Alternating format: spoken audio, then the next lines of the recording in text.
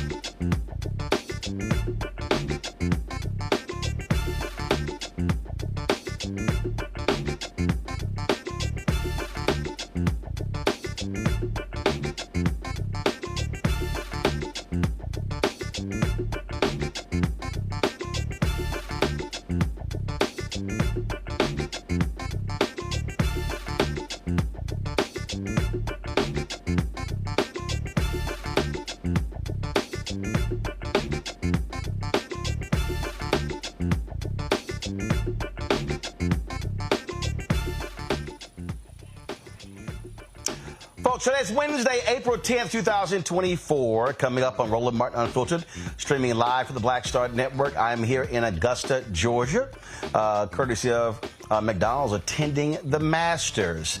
I'm going to give a little shout out to the Morehouse men's golf team as well as the Eastside Golf Boys. I'll have that for you on today's show. Also, Chicago police fired 96 shots in 41 seconds, killing a young black man during a traffic stop. We'll show you some of the body cam footage and talk to the family's attorney.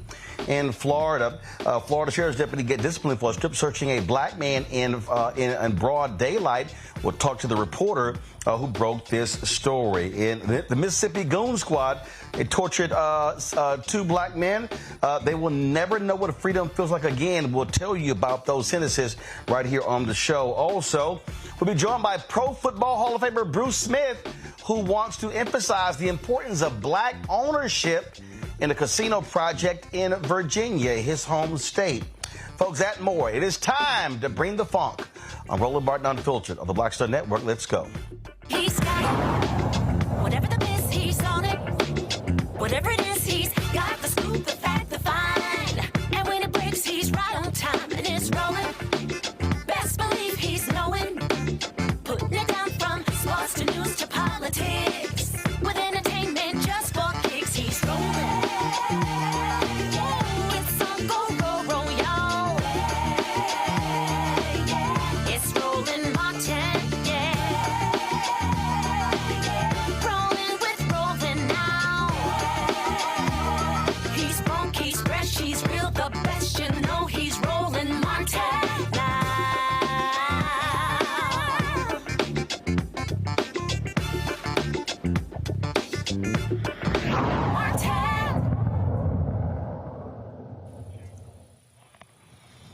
Here we go again. Another simple traffic stop results in the death of a black man. This time, a seatbelt violation in Chicago leads to 96 shots being fired in 41 seconds. This took place on March 21st when tactical officers with the Chicago Police Department stopped 26-year-old Dexter Reed before gunfire erupted on both sides. The released body cam video sparks questions rather than providing answers. How could the plainclothes officers see Dexter was not wearing a seatbelt when his windows were tinted? And how was Dexter supposed to know who these plainclothes officers were when they didn't announce themselves while they surrounded his car with guns drawn? Now, what you're about to see is very triggering, so we want to give you a heads up to turn away if you do not want to see this video. So we're going to give you that time. All right. So this is a 2-minute and 45-second video, folks. Watch what happened. Do not roll the window up. Do not fucking roll it up. Unlock the doors now. Open the fucking door. Unlock the doors now. Open the fucking door. Unlock the door now. Open the door now. Open the door now. Open the door now.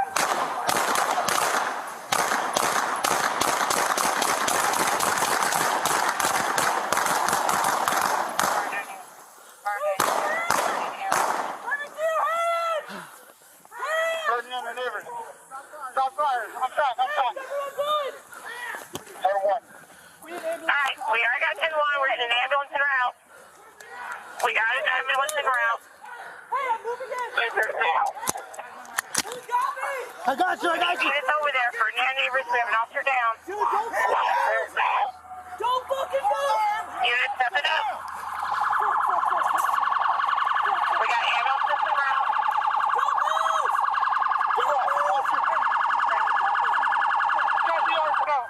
We're all good. All right, thank you. Andrew Stroh, the civil rights attorney. He is representing the family here. Andrew, glad to have you on the show. Okay. So, Andrew, and I'm just going to give an example. Yes. I remember when I lived in Chicago, and I pulled over. This car was at a green light, wasn't moving. I pulled over, and I took off. Car behind me starts chasing me, and I don't know who the hell it is, so I keep going. I don't know who the hell it is. So then we go another block. Then the car pulls up beside of me, and he's yelling, "Get over, get over, get over." So then he gets out of the car, and then comes up to my car, windows up. Then he shows his badge. And then he goes, "Why the hell you didn't pull over?" I said, "I didn't know who the hell you were." Yes. You were in an unmarked car. Okay, I can't tell who you are. Why in the hell am I going to pull over because some dude is telling me to pull over? When I see this here, what I saw when that body cam started, at no point did I hear anyone yell, "Roll your window down, Chicago police. This is an order." Now, have you seen anything where these officers identified themselves to this young man? Roland, not only did they not identify themselves as Chicago police, they rolled up on him, cut him off, unmarked police car, plain-clothes officers wearing hoodies and baseball caps. Dexter Reed had no idea, from what I've seen on the video, that they were police officers. So what we see is an unconstitutional, unreasonable, pretextual, racist stop on the west side of Chicago. And as you know, Roland, they've got these tactical units that do unconstitutional policing with decades of history regarding abuse in black communities. So to me, what started wait. Now I'm so you're telling me that he's driving down the street. All of a sudden, cars pull out in front of him. They block him in. Yes. Plainclothes folks jump out over a seatbelt. But we don't even know if it was a seatbelt because you can't see in those tinted windows. They had no reason to stop him. It was a pretextual, racist stop by tactical officers working. And here's the thing, Roland, that's so disturbing. As you know, there's a federal consent decree pending against the city of Chicago. And part of the historical evidence shows these tactical units are terrorizing citizens on the west and south sides. And so it's tragic. And then in the middle, dozens of rounds fired. And then at the end, you see an execution-style military shooting of Dexter Reed as he lay dying on the ground next to his car. It's tragic on multiple levels. How many black and brown men? Wait. Are you telling me that, because I cut the video off, are you telling me that while he is laying on the ground, a shot was fired into his body while he was laying on the ground? 3 more shots. He came out of the car unarmed. You can see him unarmed. They shoot him again. And then when he's laying next to the car, the one shooting officer pumps 3 more bullets into him while he's laying unarmed by the car. And we've asked the state's attorney to consider criminal charges against the officers. We've asked Mayor Johnson to disband these tactical units that terrorize black folks on the west and south sides. You know, there's so many issues, Roland, with this case. Now, they're going to say he had a gun. There was a weapon recovered in his car. But let's talk. This all started with an unconstitutional pretextual stop over, they say, a seatbelt violation, which they couldn't even have seen because he had tinted windows. It is stunning to actually watch that. And again, we've done these stories so many times, and another black man dead because of a traffic stop, in this case, supposedly a seatbelt, before it's been an air freshener hanging down, before it's been a tail light, before it's been a license plate. It's always something small, all of a sudden escalates. And also, last question. How many officers were involved here? I mean, you need that many officers? Well, Roland, great question. Listen, check this out. Seatbelt not being worn?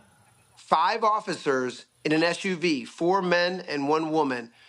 One of them's wearing a hoodie. The other one are wearing baseball caps. They jump out. They're called the jump out boys. They jumped out, surrounded the unit, full guns pointed into the car, and it just erupted into gunfire, and it ended in an execution. And the city of Chicago and Mayor Brandon Johnson has got to commit to the consent decree and reform. How many black men need to die before we'll change the behavior of certain members of the Chicago Police Department, especially these tactical units? 96 shots in 41 seconds. Andrew, keep us abreast of what happens in this case. Appreciate you, Roland. Thanks for having me on. Folks, I'm going to go to a break. We come back. I'm going to talk about this with my panel right here on Roland Martin Unfiltered on the Black Star Network. Back in a moment.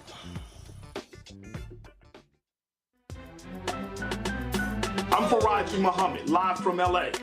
And this is The Culture. The Culture is a two-way conversation. You and me. We talk about the stories, politics, the good, the bad, and the downright ugly. So join our community every day at 3 p.m. Eastern and let your voice be heard. Hey, we're all in this together. So let's talk about it and see what kind of trouble we can get into. It's The Culture. Weekdays at 3, only on the Black Star Network.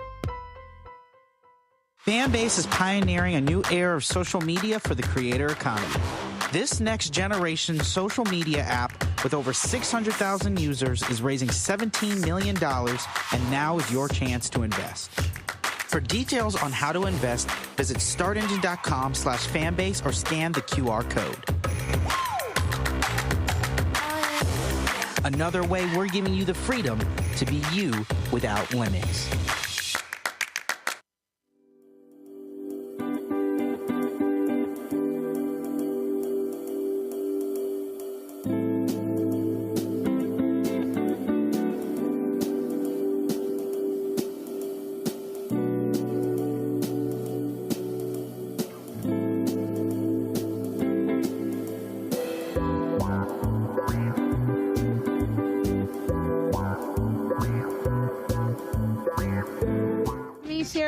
And you know what you're watching, Roland Martin Unfiltered.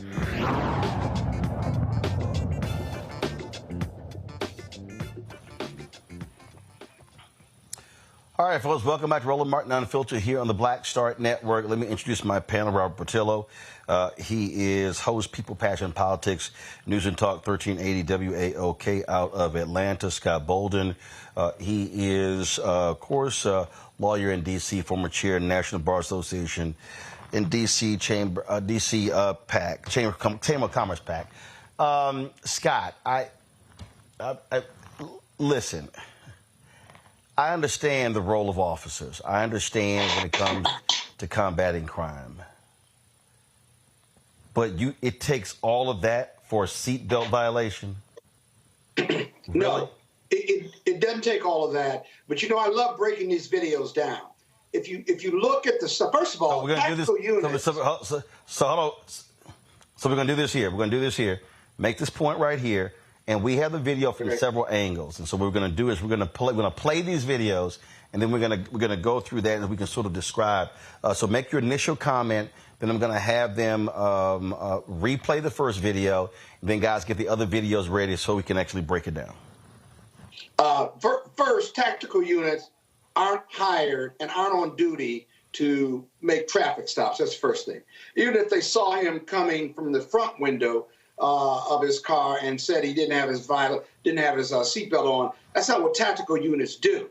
And if it's a traffic stop, you don't go up to the car with your guns drawn saying, put your windows down. So that's blown away, regardless of what they investigate. Secondly, 91 shots in 41 seconds, there are officers shooting from 100 to 200 feet away, right? Which means that's dangerous for people around them. That's dangerous for the other officers. And the victim gets out of the car unarmed with his hands up. And when he gets to the back of the car, they're still shooting. And those bullets, after he's got his hands up and he's outside the vehicle, that's when he gets shot. And you can see he gets gunned down by 3, 4, 5, 6, 7 different shots, including it looks like the officers from a distance who's behind the car just firing. and reloading and firing. That makes absolutely no sense. There's a lot more going on here as to why they stopped him, but more importantly, just irresponsibility in regard to just unloading your firearm on a traffic stop like this, simply because he's got a gun. Makes no sense. Folks, go. And he didn't have a gun when he got shot. Folks, go ahead and play.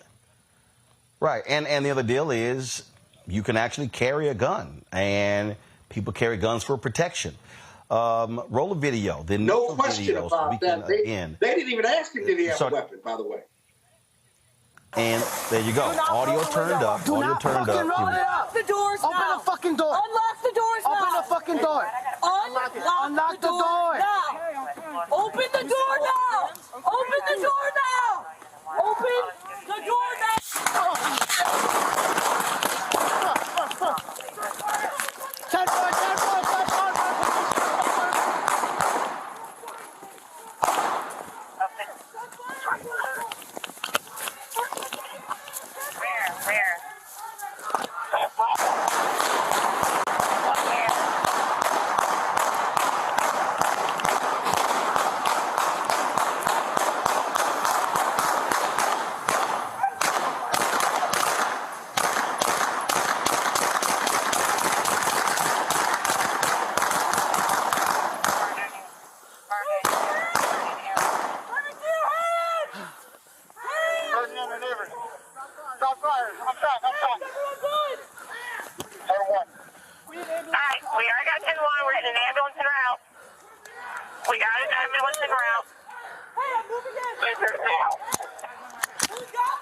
I got you. It's over there for near neighbors. We have an officer down. Dude, don't fucking move.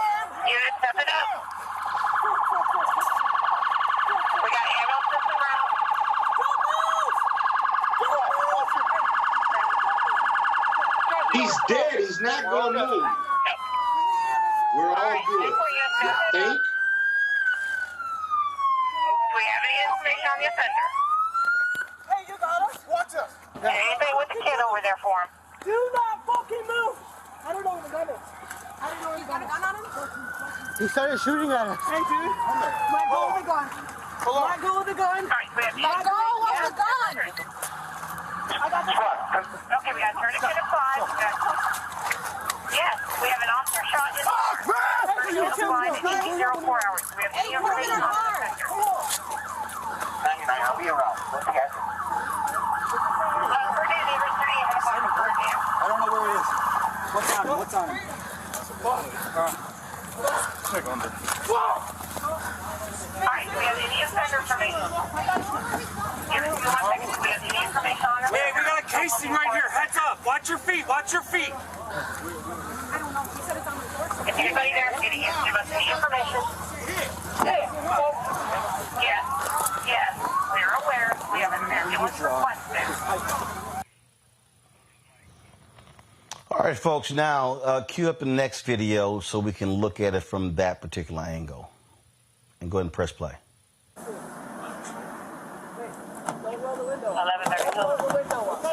Do not roll the window up. Do not Both hands up. Unlock the doors now. Open the fucking door. Unlock the doors now. Hey, watch.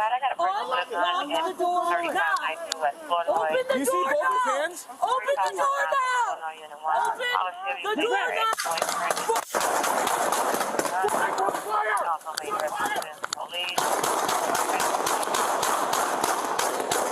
Fucking A. Hey, St. Louis gun. Shots fired.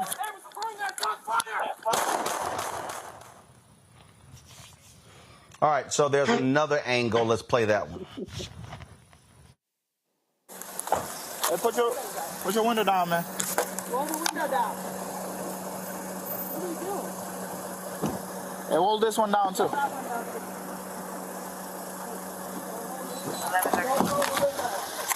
not roll the window up. Do not fucking roll it up.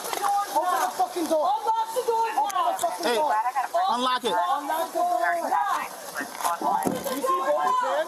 Open the door now. Hey! The door now.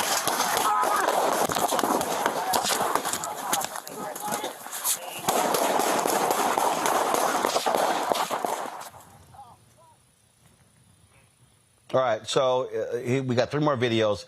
Press play of the next one. 11:32. 11:32. Unlock the doors now. Unlock the doors. Unit 11. I got a person with a gun in 3592 West Broadway. Open the door now. Open the door now. Fire! Shot fire! All right, next video.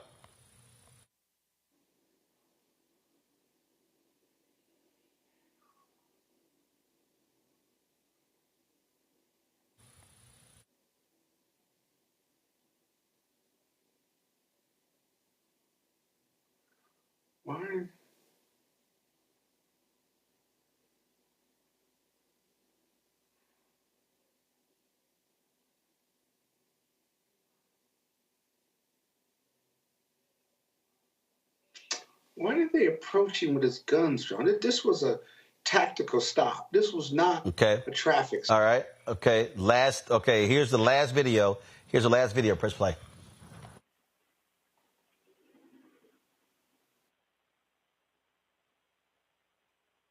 All right. So we've seen that video there. All right. All right. So okay. So Robert, we played 6 different videos. At no point in a single video do I hear cops say police. Now, in the 5th video we played, you see somebody with a vest on. It says police on the back. I'm assuming it says on the front. But when they come up to the vehicle, nobody identifies themselves. And I don't see a badge dangling from their neck. I don't see anything. How in the hell am I supposed to know who you are? That's one of many questions I think all of us have. This is a outrage for that community and for any community. And when we hear all this hyperbole around why are we still marching and protesting and demanding accountability and even demanding from the Biden administration federal legislation on police brutality, this is why. There are so many points where the police could have de-escalated this situation from the beginning by identifying themselves, by finding ways to talk these things down. And I'm not even quite sure who fired the first shot in this situation, but in no set of circumstances should 91 shots be needed for this type of interaction. Not to mention you're in a populated area. The thing about the collateral damage that could have happened, these cops are firing from 100, 200 feet away at That's right. individual. Right. So it is a absolute atrocity that has taken place in this situation, and I'm hoping that as evidence comes out, we find out exactly what motivated these cops to respond in this manner. Scott, I think back to the shooting of the black couple in Cleveland when a cop jumped on top of the car and was firing shots down. Plus shots had been fired as well. And you just, and granted, that was after a car chase. This is, I mean, I get unmarked vehicles, but I'm sorry. I don't care if you're in Chicago where people got carjackings, things like that. I'm gonna even when they got out of the car, and to your point, Scott, guns were already drawn. He had his window all the way down. I'm sitting here waiting for somebody to say, "We are Chicago police." So they're talking. He's like, "I don't know. I'm raising my window up. Who the hell are y'all?" Yeah, and the other question that's going to be raised in the investigation is, there were unmarked cars, but one of those cars in all of your videos had lights flashing, but they were on the back. I don't know whether they were on the front or not. That's one thing. Some of the undercover had police on the back of their jackets, but not necessarily on the front. You didn't see the badges dangling, as you said, like you have in New York. But this was a tactical stop. This was not a traffic stop. It just wasn't. It doesn't take 5 people to do this. They had their guns drawn. They were looking for something, whether it was drugs, gun, he was a suspect. They approached that car to get him out of that car, which means decisions were made before they stopped that car, right? This isn't him just driving and they do a traffic stop. So that's part of the investigation. They don't appear to find drugs, but they found a gun in the car. But it reminds me of Laquan McDonald. whatever the case may be, if there's a gun on the scene, or even if he has a gun like Laquanda did, from Wisconsin, not Laquan, it was Philander somebody, right? Philando Castile. Philando Castile. That's right. When the training of these police, if there is a gun or they believe shots are fired, it appears to be trained to just empty their weapon, whether there's a threat or not. The reason the 200 feet away with that one angle with the cop firing, right? He's firing 200 feet away, and he's emptying his 9mm. He doesn't even see. The victim walks into the line of fire. He's just firing at the car. Boom, boom, pop, pop, pop, pop, pop. He's just firing at the car. There's no way he's going to hit the victim who's in the car. He could hit other police officers. He could hit community people. His police officers could walk in the line of that fire. That's completely irresponsible and ridiculous. Because if you see on the video, the victim walks into the line of fire. He's walking to the back of the car with his hands up, and he walks into that gunfire. That's what that video shows. And if he walked into that gunfire, he didn't have a weapon on him. He left the weapon in the car. And then lastly, when they approached the car, right, look how they escalated. Don't roll your windows down. Roll them up. Don't roll them up. Don't roll them up. Don't roll them up. They've got guns drawn. And as he rolls his window up, the voice inflection of the police officer, they begin to yell. They all begin to yell, and they're holding their guns because I get it that they don't know what they're dealing with, right? But they have a sense of what they're dealing with, but he hasn't shown a weapon yet. And then they had this conversation, but they're yelling, and then shots are fired. Who knows who fired the shot? If the young man fired the shot, even if he did, right, then they're free to fire, but not recklessly fire, right? If they fire into the car, they've got to see whether they hit something or not. Remember, they don't know who else is in the car, too. There could be a passenger. There could be kids in the back. This is irresponsible at several levels. I could do a lot more analysis, but that's my immediate response to this. This is crazy. Robert, final comment. One of the fundamentals of gun ownership and gun training is never fire or even point your weapon unless you not only know exactly what you're aiming at, but what is beyond it. And in this situation, they are firing blindly into a vehicle. And as Scott said, there could have been children in the back seat, could have been explosives in the back seat for all they know. And they are firing blindly into it. How is that going to be self-defense or defense of an officer? How exactly do you explain the need for 91 shots? When I think at some point in time, they thought the other officers firing was the victim firing back at them. And so they started firing at each other ostensibly, because that's how, did you see how jittery they were, how scared they were? This is not a job for people who are jittery or scared, and that showed in their reaction. And I'm hoping we get more information on this, but our prayers to the family and, of course, the victim in this case. Yeah.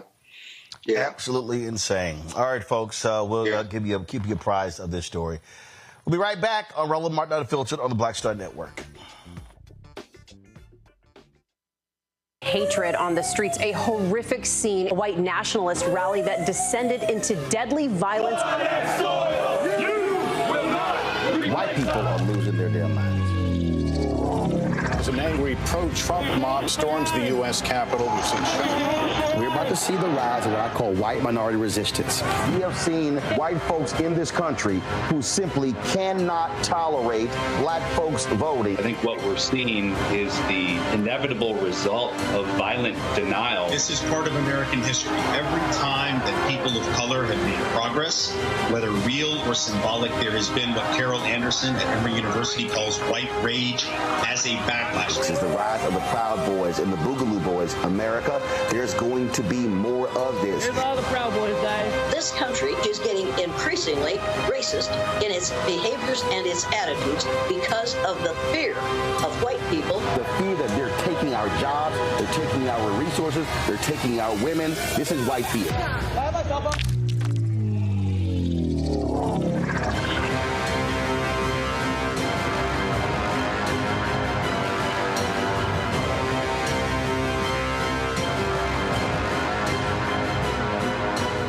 Fanbase is pioneering a new era of social media for the creator economy. This next generation social media app with over 600,000 users is raising $17 million, and now is your chance to invest. For details on how to invest, visit startengine.com/fanbase or scan the QR code.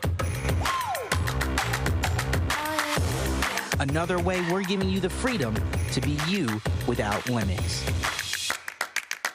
Hey, it's John Murray, the executive producer of the new Sherry Shepherd Talk Show. And you're watching Roland Martin Unfiltered.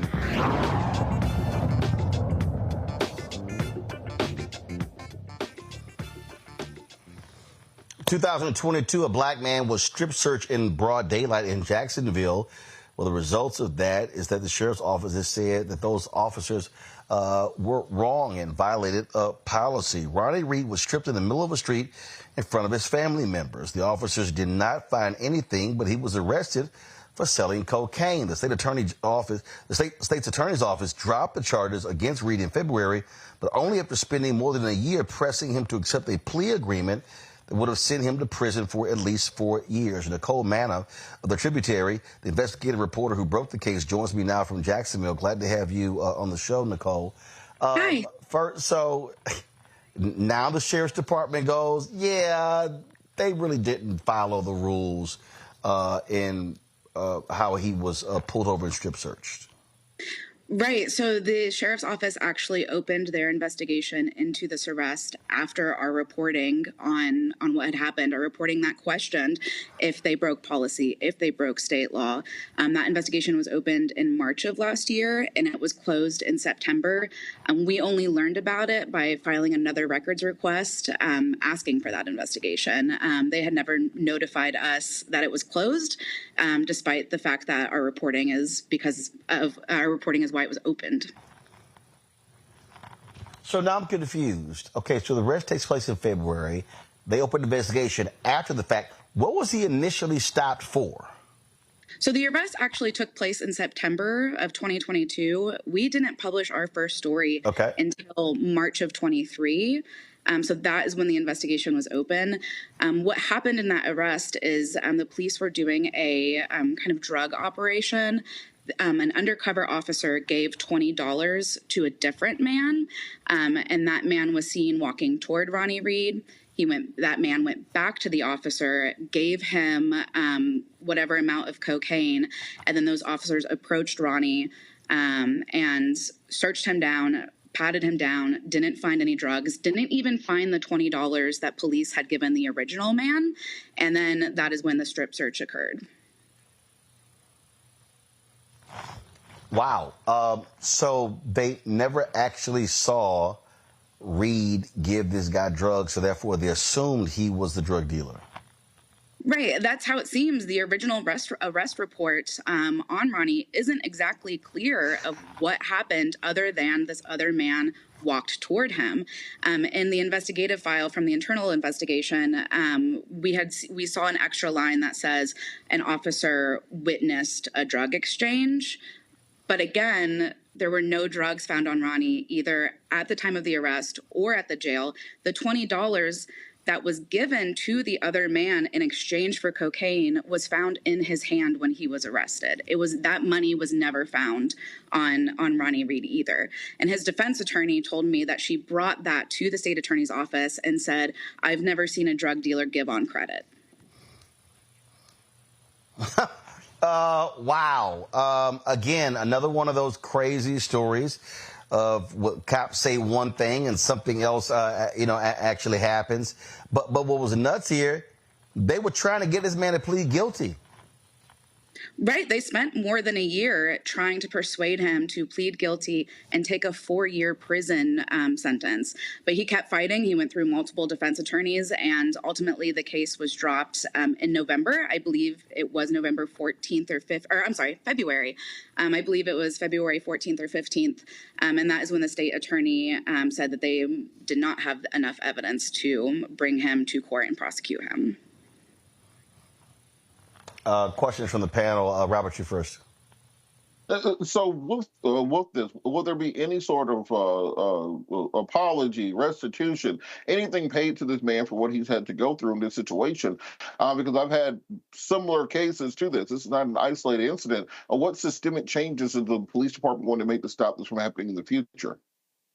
So one of the interesting things that came out in the internal investigation is that the officers who stripped Ronnie said that they were actually never trained on what the search policy is, and they didn't even know that what they did constituted a strip search. So of course we asked JSO, knowing this information, have you done additional training in the department? We never got an answer back on that.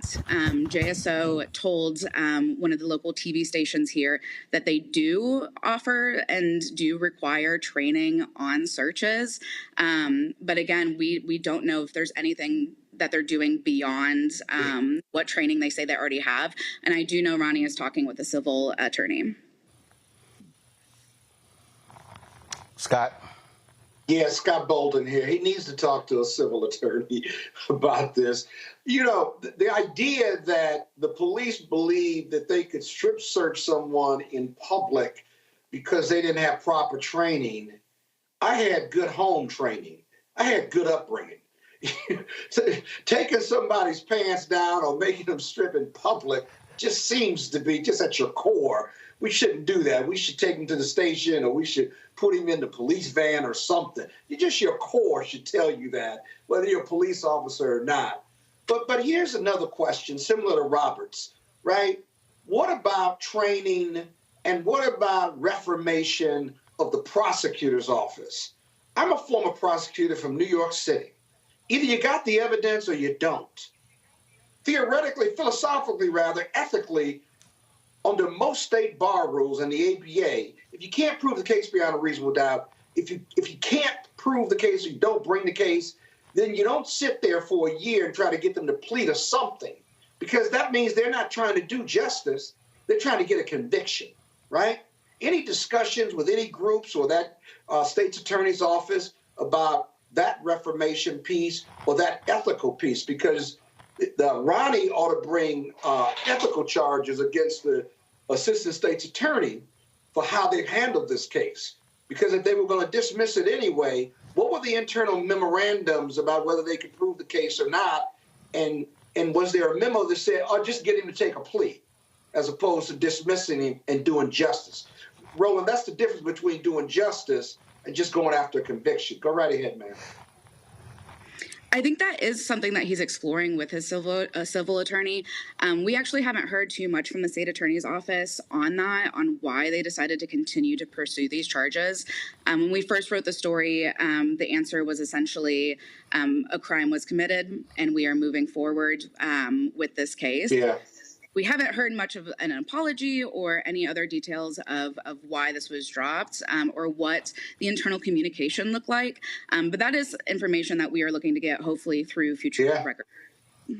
I'd make that part of your investigative reporting, because that gets lost sometimes. But that's a huge issue, because the police are one problem, but the prosecutors drive the investigation, drive the prosecution. And they've got to be ethically based. And if they violate their ethics, they ought to be brought to accountability. Yeah, there are definitely two parts of the story, just like you said, JSO and the state attorney's office. Yeah, we're going to continue reporting on this and seeing what we could find out. And Roland, one of the first cases I did with Henry Daniels back in the day was a case similar to this, where a man had half an aspirin on the stove, and they tried to charge him with possession of crack cocaine with intent to distribute. And it took us over a year to get that case dismissed against him, once they finally got lab results to show there was half an aspirin. So this is not an isolated incident. Just thank God we have journalists who can actually deal with issues like this. Yep. Absolutely crazy. Nicole, great job reporting. Keep it up. Thank you. Thank you for having me. We come back, we'll talk the Goon Squad getting sentenced for their attack on 2 black men in Mississippi. You're watching Roland Martin Unfiltered on the Black Star Network. Support us in what we do. Join our Brain of Funk fan club. Our goal is to get 20,000 of our fans contributing on average $50 each a year. That's $4.19 a month, 13 cents a day. Send your check and money order to P.O. Box 57196, Washington, D.C. 20037-0196. Cash App, $RM Unfiltered, PayPal, R Martin Unfiltered, Venmo's RM Unfiltered, Zelle, Roland at RolandSMartin.com, Roland at RolandMartinUnfiltered.com. We'll be right back. Janet actually called me, and she said, "Do you remember us having an argument in the studio, whatever?" And I said, "No, not really, because we never argued in the studio." And she said, "Well, there's this piece we found, and can you come over and watch it with me?" And I said, "Sure." And I went over and watched it, and I loved it. I just started laughing. I said, "This is great. This is great, Janet." And she said, "Okay, so you're okay with this?" I said, "Yeah, I'm fine with it." Because literally, we worked together for, I don't know how many days we've been in the studio together, and literally we had maybe one argument like that, right? And it was captured. But of course, that's the thing that absolutely people want to see. But yeah, that kind of thing happens. Some days that's with your voice isn't good today. Let's just go see a movie, or let's go just chill. Or some days it's tough love, like you got to do that again.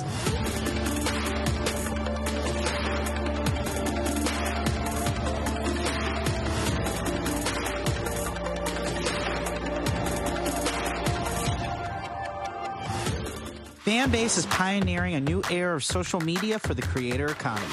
This next generation social media app with over 600,000 users is raising $17 million, and now is your chance to invest. For details on how to invest, visit startengine.com/fanbase or scan the QR code. Another way we're giving you the freedom to be you without limits.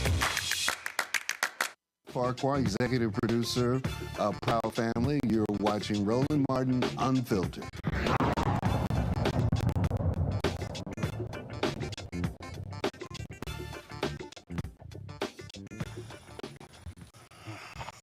Folks, we've talked about the Goon Squad in Mississippi, 6 white cops who brutalized 2 black men. Well, they pled guilty to federal charges. Now they have learned their fate in state charges.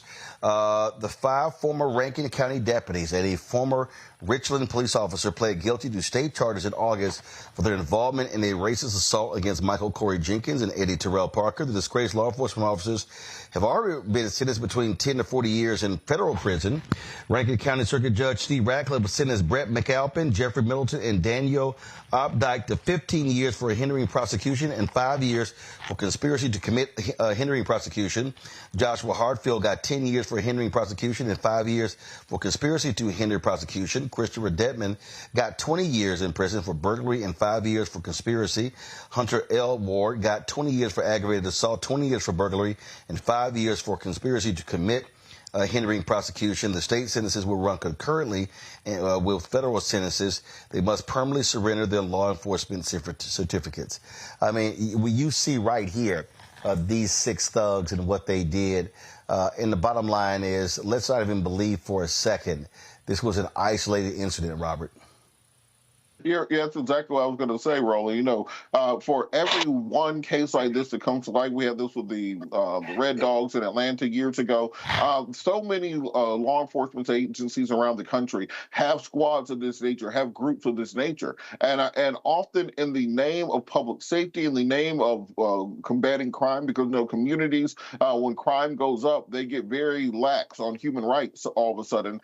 They are able to put these units out there, but we've seen over and over again the excesses that happen when you give officers this type of power and this lack of accountability. I'm glad that these officers have been brought to justice, but we have to work on making the wholesale changes to law enforcement and criminal justice reform in this country. This is why it's important for us to still push for, even in this election year, that George Floyd Justice for Policing Act. What you see here were just simply 6 thugs, 6 gang members with badges and guns, Scott. Yeah, and there are goon squads like this still in existence. The police department and police chiefs, who should resign in this case but hasn't, tolerate it as this kind of mantra that to catch thugs or to stop crime in the roughest parts of the neighborhood, you need a rough unit. Well, no, you don't. You just need a unit that's going to do good police work and do it by the book. But this whole idea that you don't want to know how we solve crimes in tough communities because it's the price you pay for democracy or your constitution or for a safer community. It's all bullshit, basically. There's nothing good about what these people did. They've done it before, and senior management and police departments know they exist.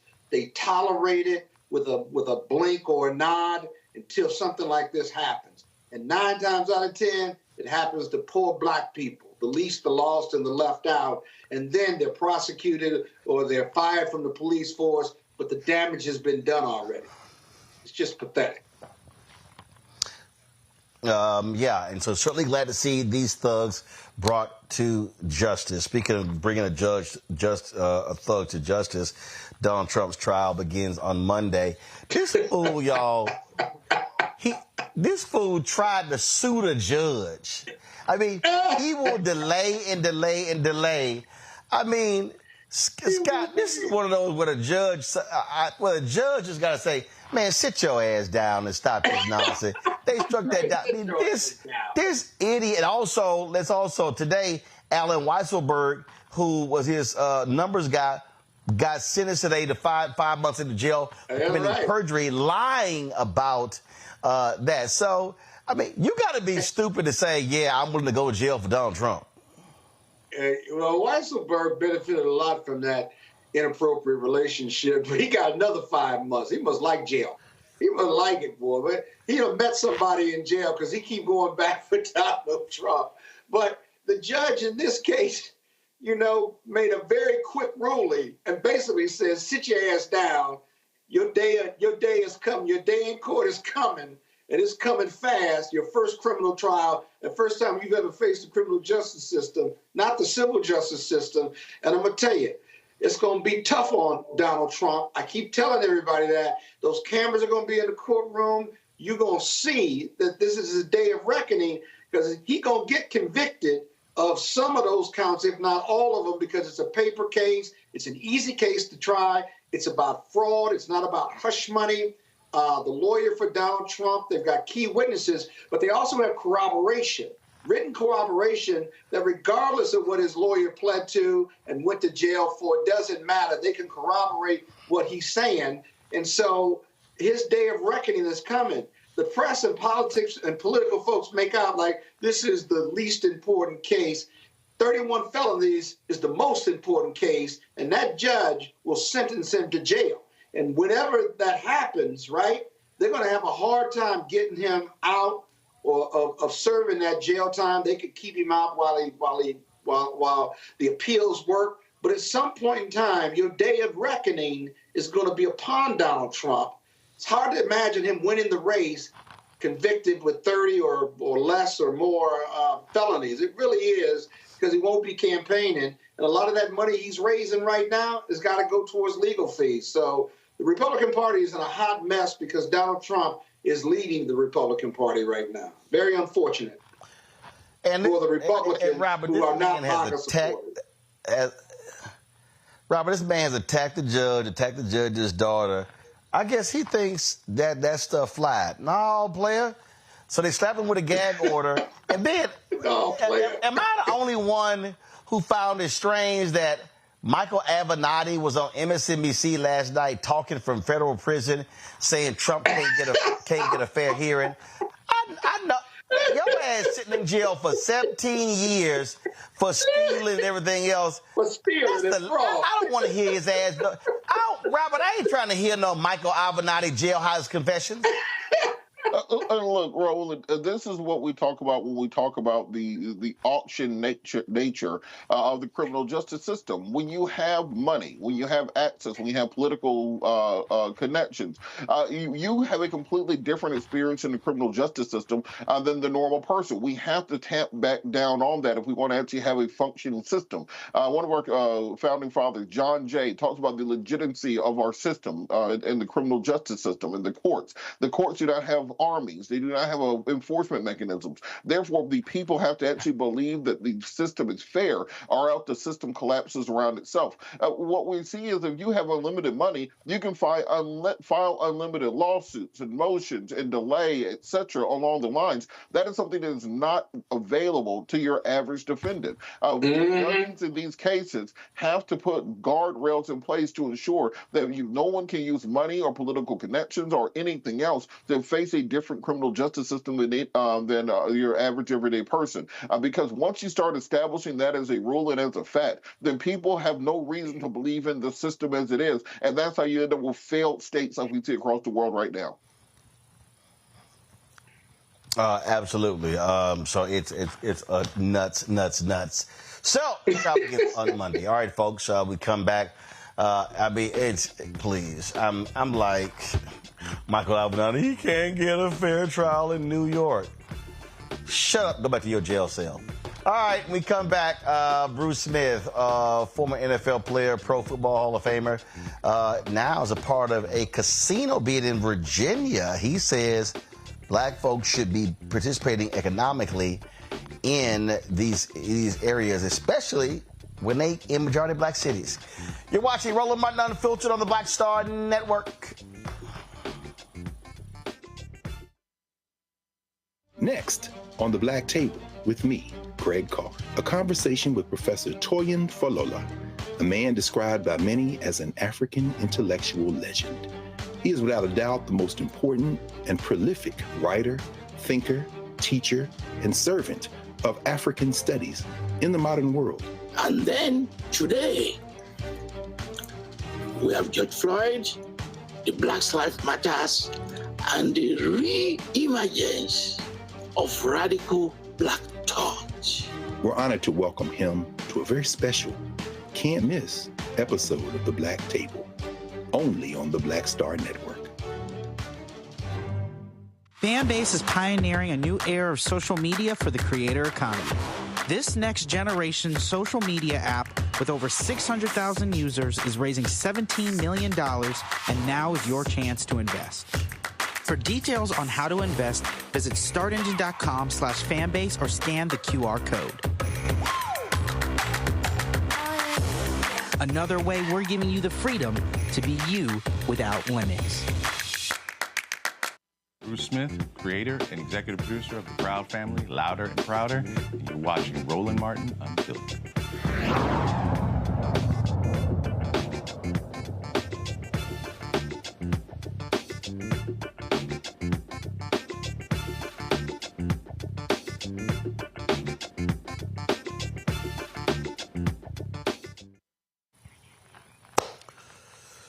So Virginia has commissioned several cities to be able to build casinos in the state. Now, Urban won.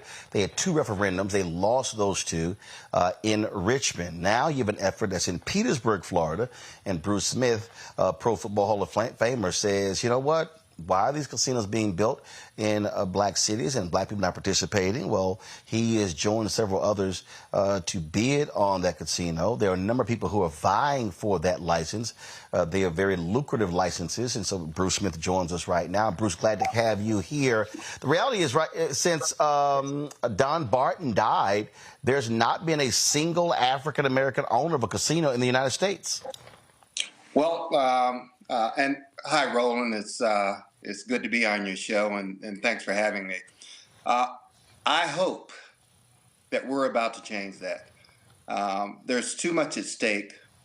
There's too many people that have paved the way for this opportunity, and we cannot let it pass us by. It's not the fact that in the project in Richmond didn't have African-American participation. The majority of these folks were not from Virginia. And when we have these economic opportunities, groundbreaking economic opportunities and once-in-a-lifetime opportunities that come in our doorstep, and for Virginians not to have a major stake at these opportunities, I just think that it's an injustice. And we need to make sure that Virginians have a seat at the table because we live here. We spend our money here. We send our kids to school here. And we know how to strengthen our communities and what's needed in our communities and to help uplift our people, as opposed to folks from out of town coming in here and telling us what we think we need or what we should have or the opportunities we should get, quite frankly. And look, we've seen this before where licenses come up and people outside vie for those licenses. I look at Bally's in Chicago that vie for one in Illinois. So you have these, international casino companies. But your whole point is, hey, if you're a state and you're a city, you should really be looking to the people who are from there to participate in the economic viability of these projects. It strengthens the fabric of our communities, our cities, and quite frankly, the state. We just had these opportunities come to light when legislation was passed to build 5 casinos in the state of Virginia. Just like with marijuana licensing. I'll give you the prime example of what I'm talking about. There's a casino in Portsmouth, which is a predominantly African-American city. There was out-of-town developer and vendor, well, not developer, but casino operator that came here, and there's only 5% African-American participation in a predominantly African-American city. That speaks volumes. So when this opportunity came along, because of my long history with the Cordish Company, one of the things that I emphasized that we had to have a significant stake in uplifting this community and having a seat at the table. And they agreed, and I think we're about to make history if we are chosen to be the developer of this resort, casino, entertainment development. We're going to employ over the life of the build out 7,500 people. We're talking about hundreds of millions of dollars that will go to the state as well as the city in tax revenue, new tax revenue. So I just think this is a once in a lifetime opportunity for the citizens of Petersburg. And it's a once in a lifetime opportunity for Virginians to have an opportunity to invest in this generational project that will create generational wealth and will also decrease the wealth gap in our state and in our cities. Scott? Hey, Bruce, Scott Bolton here. Bruce, if these are licenses that have been awarded, are they going to be voted on by a referendum, or are we beyond that? And I can see Urban One is a client of mine, but I did not represent them in regard to the Virginia licenses and stuff. But I know a little bit about it, just on the periphery. These five licenses, do they have to be voted on by referendum, or are they locked in and there's a commission that's going to award them based on an RFP? Yes, this casino license will be voted on by referendum. So the process, I'll give you the short version. And the short version is the city sent out an RFP. There were 5 vendors that answered the RFP. We happen to be, in my opinion, the strongest team. The Cordish Company has over 100 years experience of development. I've got over 20. They have. Yeah, I'm familiar with them. Yes, they have. They do business all over the world. They are very strong. They built and they own casinos in a number of major cities. But the fact that, and let me get back to your referendum. So the person that will be selected, the group that will be selected, by the city council and the committee to move forward as being the vendor. First, they have to become a host city, which means it has to go through through the House and the Senate. They have to pass it. The governor signs the bill, and after the governor signs the bill, then it becomes law. There's a holdup right now. There is language in the bill that talks about that it has to go back. The governor took that language out, which was, and I'm losing my train of thought right here for a minute, but the governor took the language out. So now it's up to Don Scott to do the right thing. And doing the right thing will be doing the right thing for the citizens of Petersburg that has high rates of unemployment, poverty, food deserts, limited resources to fund schools. There's just so many problems that exist.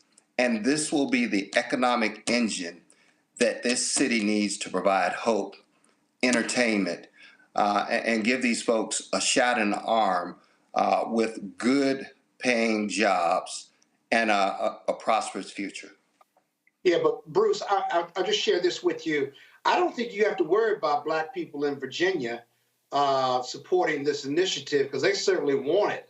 Your opposition is going to come from those who don't live in the community and those who have a view of the world that is not, that you and I don't share, given the melanin in our skin. That's the first thing. Yeah. And the second thing is local support. There was no issue with local support. You may have even more, but those prior efforts had good local support. It's that your opposition is well organized, financially backed, and they are forced to deal with. Do not underestimate them, because those referendums, those two referendums that were lost already, they made all the sense in the world for people that look just like us. So I'll leave it at that. Good luck, brother. Yeah. Well, and the word I was trying to recall at the time, I probably had too many cushions while I was playing in the NFL. I didn't say that. You said that. But it's called the reenactment clause. The governor took it out, so the governor did his part. Now Don Scott has to do his part, and then it's not time to play politics with the people of Petersburg. These folks want to work. They want their city to be uplifted. This city has been forgotten about for decades and generations. Yep. And this can be the economic engine that puts them on the map and they spark for new growth within their city, new economic growth and opportunities for the people that actually live there. And I agree with you 100%, but we will be well armed as we go into this referendum and make sure that the people of Petersburg understands what's at stake and who's opposing what's about to take place. Yep. Good luck. You said that House Speaker Don Scott must do the right thing. Specify that. What do you mean by that? Well, the bill just needs to be clean. It needs to be a clean bill so the city of Petersburg can do their business.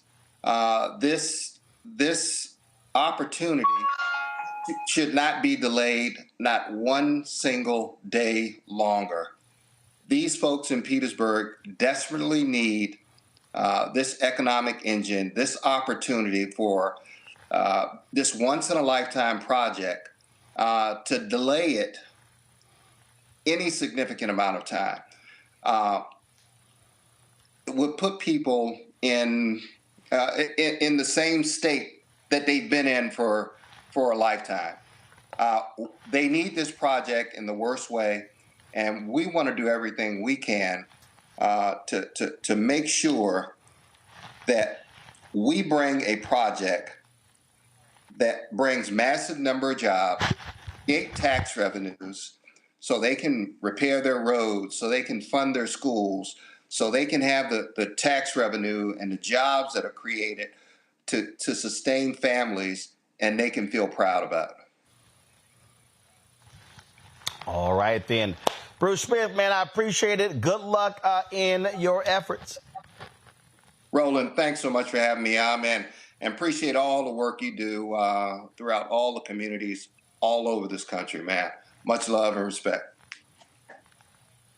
I appreciate it. Thanks a bunch.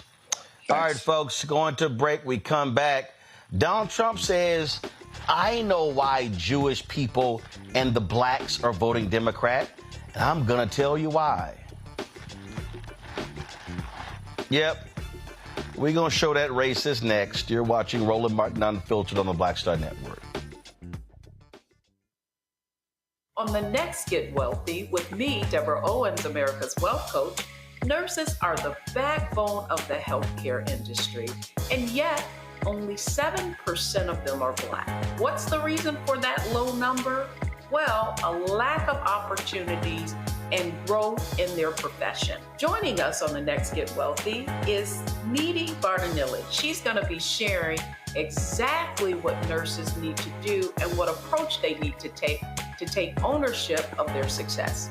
So the Black Nurse Collaborative really spawned from a place and a desire to create opportunities to uplift each other, those of us in the profession, to also look and reach back and create pipelines and opportunities for other nurses like us. That's right here on Get Wealthy, only on Black Star Network. Fanbase is pioneering a new era of social media for the creator economy. This next generation social media app with over 600,000 users is raising $17 million, and now is your chance to invest. For details on how to invest, visit startengine.com/fanbase or scan the QR code.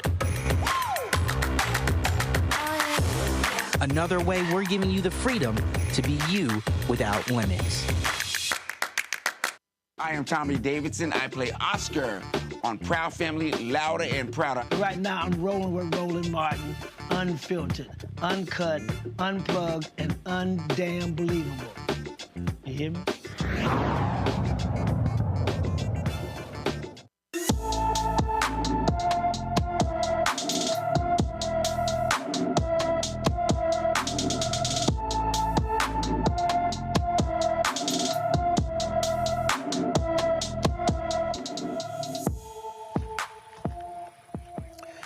Michaela Boyd was last seen at her Columbia, South Carolina home on March 8th.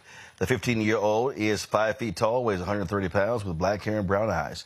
Anyone with information about Michaela Boyd is urged to call the Columbia, South Carolina Police Department, 803-545-3500, 808-543-3500. All right, folks, Donald Trump says he knows why Jewish and black people are voting for Democrats. It's out of habit. Listen to this, fool. They don't want to talk about that. They don't want to talk about the attack of October 7th on Israel because Biden is no fan of Israel. Any Jewish person that votes for Biden does not love Israel, and frankly, it should be spoken to. How a Jewish person can vote for Biden or a Democrat, because they are on the side 100% of the Palestinians, and he doesn't know how to get out of it. He's stuck. But he is, if you look at what he's done, he is totally on the side of the Palestinians. And frankly, it's incredible that historically Jewish people vote for Democrats. To me, I cannot, and I know you're Jewish, Wayne, and I know you vote for me, but I don't understand it, and you probably don't understand it either. If you take the 10 worst presidents in history, add them all up, they haven't done damage to our country like this lunatic has done. And that's not even including the weaponization of the DOJ against me, his political opponent, and all of the other things that are taking place. He has done more damage to this country than any other president, and multiply it times the 10 worst. There's never been anybody like him. It's horrible. And, you know, when you talk about the Jewish people, you can also say the black people. African Americans have been brutalized by this man. And by the way, if you look at his statements about them in the 1990s, he spoke horribly, very racist about black people, horribly about. And I mean, like at a level that very few people have heard. Yeah, well, he's a racist. His best friend was Senator Byrd. You know, I really think a lot of it's habit, Wayne. A lot of it's habit. I see you caught on to that when I said it initially in the program. A lot of it's habit. That's all it is. Jewish people by habit, and it's changing. They vote for the Democrat, and black people by habit vote for the Democrats. Right. But now the African American population we're at the highest level anyone's ever been at as a Republican. It still should be much higher because of what I've done with criminal justice reform, with funding the black colleges and universities, with all of the opportunity zones. Nobody's done more than I have. I say nobody's done more since Abraham Lincoln. I actually wanted to go beyond Abraham Lincoln, but some people thought that wasn't a good thing to do, so I left it at that. That is the biggest lying fool you've ever seen. And see, this is what happens when you keep telling a lie, folks start believing it. Trump sat there and said, I've done more for the African-American people than any other president other than Lincoln. You a damn lie. Then he lied about HBCUs. Y'all notice Trump and his supporters can never give a number.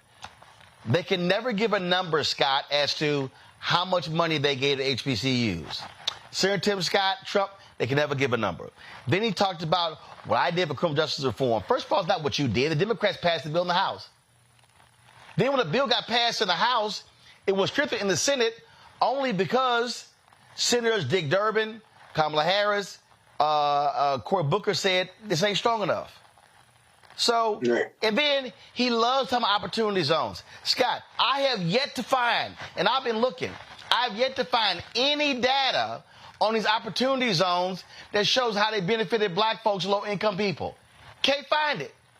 Cannot find it. And I'm telling you, what Biden and the campaign has to do, they got to say, lie, lie, lie. Right. Don't give me that, well, you know, misstatements. No, you got to say lie, lie, lie. And then if they ever debate, which is up for question, then Biden's got to say, stop lying, still lying, you a lying, because that's what he is. He is a liar. And, Biden made some comments that I disagree with, obviously, in the 90s. But let's remind Donald Trump was sued out of the gate because him and his dad were keeping black people from renting the apartments in the 70s. And Wayne forgot how he wanted to actually have the death penalty for the Central Park 5, now the exonerated 5. Nah, you ain't getting off the hook like that, sucker. Yeah, you know, the Biden campaign needs to run an ad about that. If they're spending multiple millions on black and brown voters to keep them in line, they need to do an ad that says just that. Donald Trump says A, lie, and then the reality, okay? He gave some money to the historical black colleges, but that's not offset by what Biden has done in regard to historical black colleges or better yet. But Scott, hold up. It's not that he gave money in his budget. And my frat brother, Dr. Walter Kimbrough, who's been president of 2 HBCUs, has worked at several others. He said Trump zeroed. The program they keep touting was a program that only accounted about $90 million for HBCUs, okay? Let's just be clear, okay? And that's the program they keep saying was made permanent. But Trump kept zeroing that program out of his budget. And so they never want to talk about that. And so it ain't even a question when it comes to the giving. But he is a liar. And then to say, well, black people vote Democrat out of habit. No, actually, black people have been voting Democrat. Let's be real clear. Black people started voting Democrat with Kennedy in 1960. Before that, black people were voting for Republican because black people were voting for Republican based upon policies from Lincoln's Emancipation Proclamation all the way through the 1800s and 1900s. But it was policy, not habit, policy. That's right. That's right. And the other thing is, why would black people vote for Donald Trump or Republicans now? So if you want to talk about policy, what policy or initiatives does the GOP have that says, yes, we want black people, we want to empower you, and we want you to vote for us? Yeah, that's the question I always ask black Republicans and stuff. The Republicans are anti-gay, they're anti-DEI, they're anti-abortion. They're anti-gun control. They are anti-criminal justice reform, police reform, anti-voting rights. I mean, they're anti-pre-child care. So that's 8 policy considerations right there. Whether you intellectualize your vote or not will give you reasons as to why you vote Democrat as opposed to Republican. You got to give me some policy that says that black people ought to be here with me. And you just don't have that. I'll tell you something else, too. He lied about Biden, too, and this Hamas war. Now, I don't agree with Biden, and I think he ought to be doing more, but we're talking about humanitarianism. We're not talking about supporting Palestine or Hamas. We don't support Hamas. Nobody does. For the Jewish people, he done more. Those are our bombs being dropped, right? Those are our financial and military support being dropped, and our concerns about humanitarianism are being ignored. So I don't know what he's talking about if you're Jewish and you vote Democratic because Democrats don't like the Jews. No, we support Israel, a two-party state solution. We also support the Palestinians' right to live.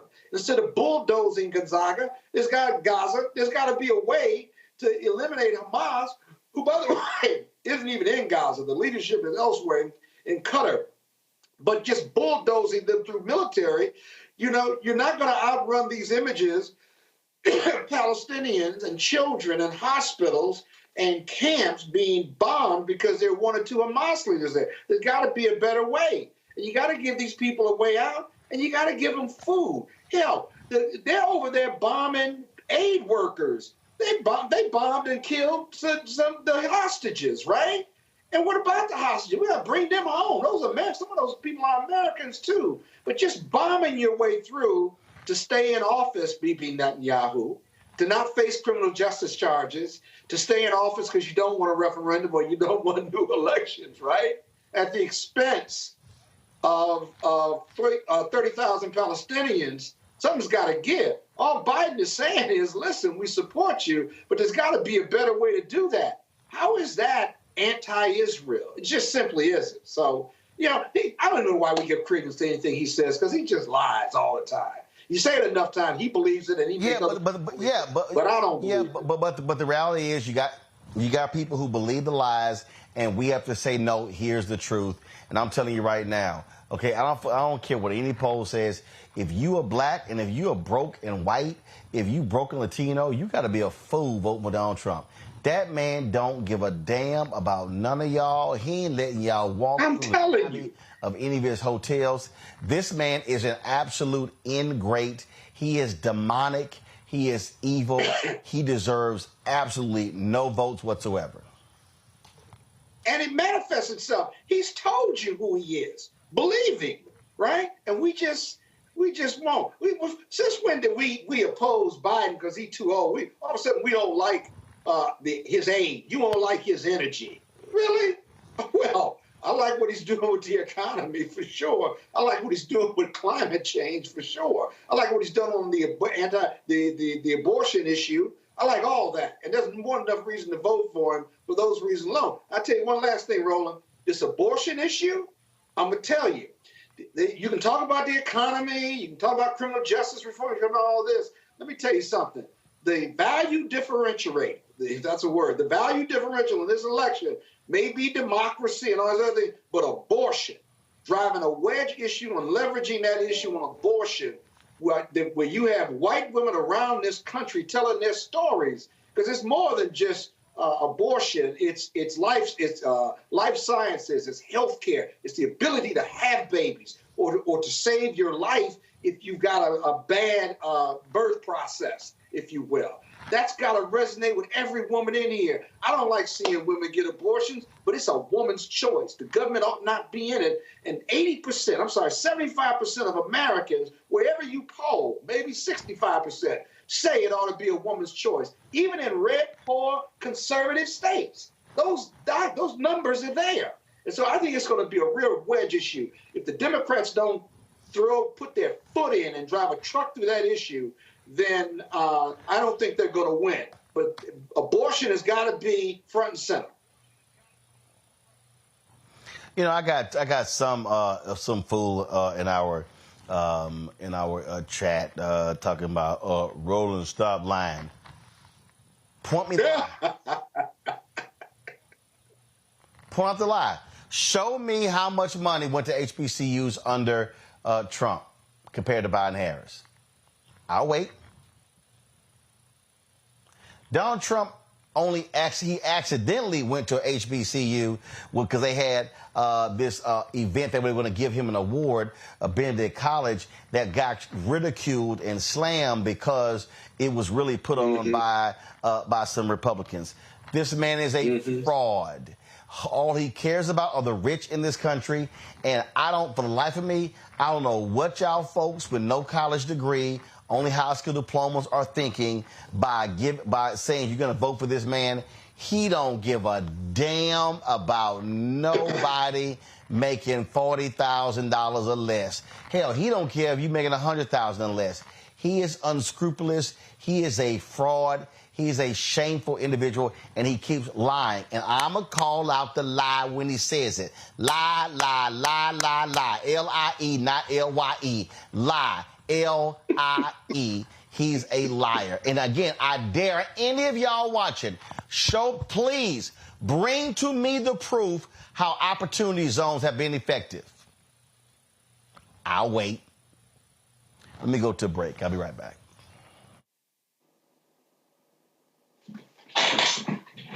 On a next, A Balanced Life with me, Dr. Jackie. It's spring, hallelujah. But hold on, it's not all fun and games. With the sun and the warmth comes the need to clean, the clutter, mentally, physically, emotionally, socially. All of those things need to happen. Getting rid of the clutter and clearing the cobwebs in our head and in our home. That's next on A Balanced Life on Black Star Network. Fanbase is pioneering a new era of social media for the creator economy. This next generation social media app with over 600,000 users is raising $17 million, and now is your chance to invest. For details on how to invest, visit startengine.com/fanbase or scan the QR code. Another way we're giving you the freedom to be you without limits.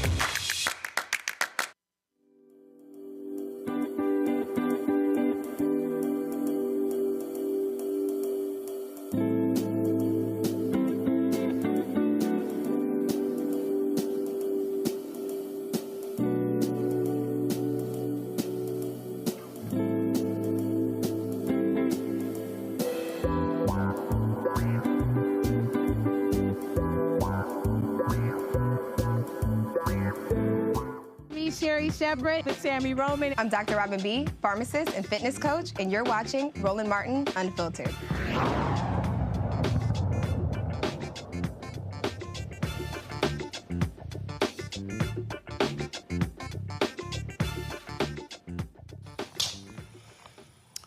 Folks, Los Angeles Mayor Karen Bass, former Congresswoman Karen Bass, she says she wants to see California Congresswoman Barbara Lee replace Marcia Fudge as Secretary of HUD.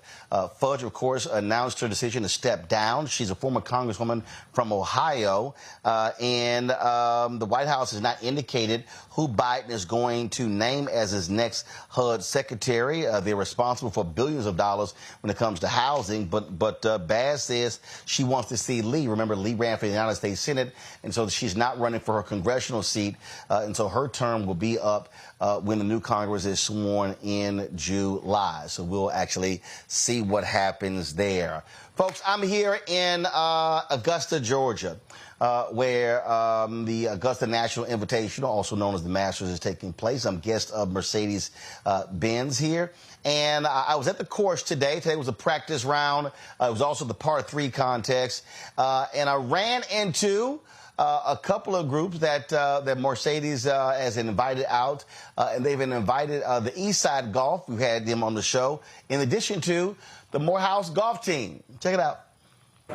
Hey folks, Roland Martin here. We are at Augusta National, and I'm sitting here walking off the course. Then I ran to these guys, Morehouse Golf Team, Eastside Golf, here enjoying the festivities, courtesy of Mercedes-Benz. Y'all good? Yes, sir. All right. So we're gonna have a little fun, and of course, it's been a great week. Certainly was glad to see them out there, and one of the things that they are doing with the Masters is reaching out, paying colleges, the HBCU that's here in Augusta, reaching out to the folks as well, providing an opportunity to experience one of golf's majors. And so I'm sure, Scott, that's music to your ears, being aren't you not only a Morehouse grad, aren't you on the board or something like that? I chair the governance committee on the board of trustees, and I just want to know, did you play them young boys from Morehouse, and how'd your handicap go, up or down? Because I know you're in heaven. I did not. You play are in them heaven at the Masters. I did not play them. We, of course, we were there. We're just watching the par 3 contest. But I ain't got no problem cracking my clubs out if necessary. And yes, my golf handicap is a 3.7, so it's pretty damn good. How do you get a 3.7 handicap? Like, where are the other 0.3? What is that? Just an average? You know, usually you have a 3 handicap, you have a 10 handicap. I got a 20 handicap. No. 3.7. How do you get that? That's because that's what happens when you working alongside, or when you got bootleg friends of yours who don't actually turn in their scorecards. Who don't turn in their scorecards where they can actually showcase their handicap. And so when I put it, so I have a golf handicap index from the folks at USGA. So we got skills. You've shown me that several times. But I'll show it to whoever. But I'll be happy. Whoever you ask. I'll be happy. Hey, I'll be happy to bring your little behind out to the golf course and take some of your legal money. I mean, so I'm going to invite you to my private country club, and I'll let you play. They only have so many blacks. What's the name of your club? I'll make you one of those. Huh? What's the name of your club? Lakewood Country Club in northern Bethesda, sir. You belong Lakewood? Have you played that? Oh, okay. Have you played that course? Lakewood, okay. Hey, I think I played Lakewood, so listen. Okay. I will be happy. I got some boys. I got a team come there and take. I want you to come out and play my team. You can put your little team together. I ain't got no problem dusting off some short. I ain't got no problem dusting off some short. They big hitters too. They big hitters. They ain't I put teams together to win golf tournaments. That's what I do. Because I can't play worth shit, so I put teams together. You know what? That's probably the one thing you and I have agreed on the most. You can't play worth shit. So yeah, I can't play worth. And also, I did run to a couple. I did run to a couple of cappers on the golf course, and one guy was like, he said, "Oh, you got that red?" I said, "No, let me help you out. The colors of my show are my high school colors, Jack Yates High School, crimson and gold, and so that's why I have the shirt on. That's why I have this here. So I let them know. Let them know. So and again, us alphas, we can show y'all how to wear red. So that's how we do it. We've got dinner. Actually, I look much better in black and gold, old gold. Oh, God. Oh, I look great in red, but I look much better in black and old gold. Your mama told you years ago that you were a fine black man, and you believed it. You believed it, right? That's the first problem. My mama said, your mama told you. My mama said it. My daddy said it. My grandparents said it. My aunts and uncles said it. And not one lie was told. They all prejudiced. They prejudiced. No, they also smart. I got to go. We got dinner in 20 minutes, and so I'm cutting the show short. That is it. Enjoy. Yes. So now you ain't got to complain about. Well, you know, I've been in a lot of other golf tournaments. Look, there were a number of people. And listen, there were a number of folks. There were a number of folks who I ran into. There were a number of folks. There were a number of folks. You know what? Let me show this here. Let me go here and show this. I took. Hold on. Let me just do this here. He gonna start showing. No. I just remembered. Because I want to go ahead and do this. So there were a lot of people. First of all, let me tell you something. Everywhere we go, we run into fans of Roland Martin Unfiltered. There are people, they were on the golf course out there. I even ran into one white guy who said, I didn't get his name. He said, I'm a conservative. He said, but I appreciate your point of view, and I love your show. So I was like, I appreciate that. It was, but again, there were no brothers and sisters out there. I do love when you see black folk because they give you a look like, and I was like, that's me. So I helped them out. But that was when after I finished going around, there was a young sister. It was so funny. She was taking me around. She goes to a high school. She goes to a high school here in Augusta. She plans on going to nursing, University of Alabama, and she didn't know who I was. But it's all good. And we were. I saw these two sisters who were working the tournament. They had pink hats on, and they had pink hats, and they had their green shirt on. And I said, I know y'all AKAs. I dropped by to see them, and of course, they were, and so it was good to see them. So just give me a second. I'm gonna go ahead and show this here, and then also I got to give a shout out to a brother as well. He runs all content. We worked together at CNN, and I got an opportunity to see the whole content center. It's a massive complex. This brother, he runs all of it. He's from New Orleans. I had a good time chatting with him as well. So let me shout out Derek Moore. Derek Moore, he again runs all the content stuff. Fantastic brother. So I just want to give him a shout out. It was good seeing the folks. And again, I want people to, the reason I'm saying that, I want people to understand that, look, our people are here. Our people are here. Our people are working the event. The people who are attending, who are working in corporate communications as well. And so I think it's always important to showcase folks who are doing. I also happen to, Carol, check your email and check your text. Let me know when y'all, I put it in the group me as well, so let me know when y'all have it. So I pulled up, let me know y'all have it. So I was going around speaking to lots of different people, and understand, I have not seen Ron Townsend. So, Scott, you may not know him. He used to run Gannett Television. Ron Townsend, in 1990, became the first African-American member of Augusta National. And then remember when they had a lot of the criticism for lack of women here, Martha Burke and her group, they were protesting. And so then it was around that time when Condoleezza Rice became, I think they brought in one of the first female members of the club. Saw her on the course, had the opportunity to speak to her. We're going to pull the photos in a second. So here's the deal. So today was a practice round, the par 3 contest. It's the only day you can take photos. You cannot bring, they don't even allow cameras on the grounds. And if they catch you with a camera, not only will they take the camera, they will also literally take your credentials and ban you for life.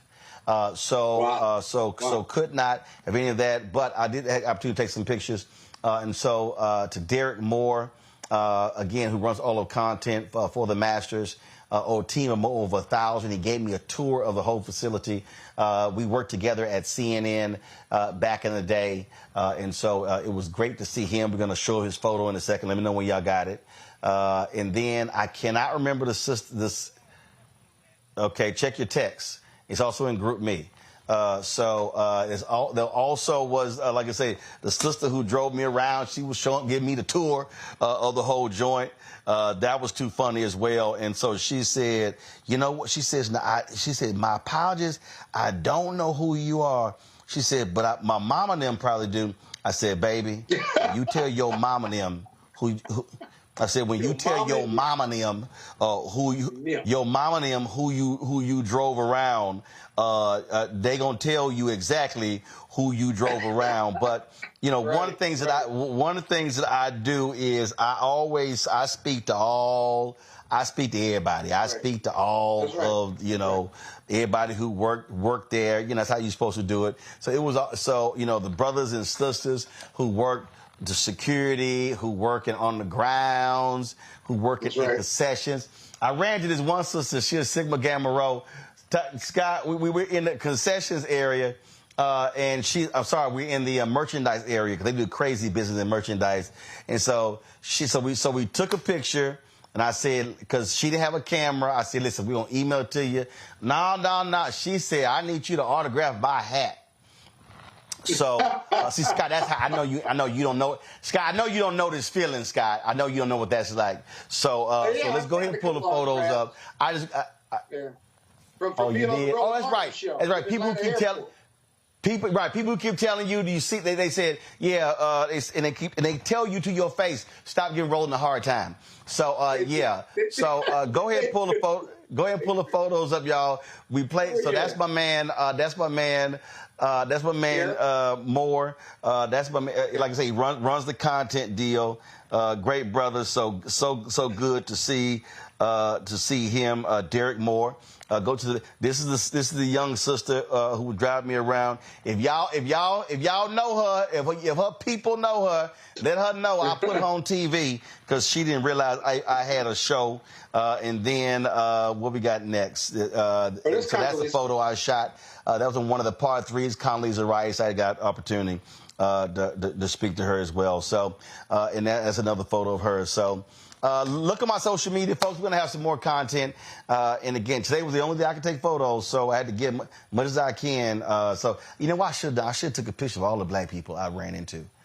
But it was way too many. So the brothers and sisters are out here. So that's it. Scott, appreciate it. Robert had to go earlier. Appreciate him being on today's show as well. Folks, I'm going to be live from here tomorrow as well. And so, again, I can't shoot video. I can't shoot content. So today's the only way I can get it.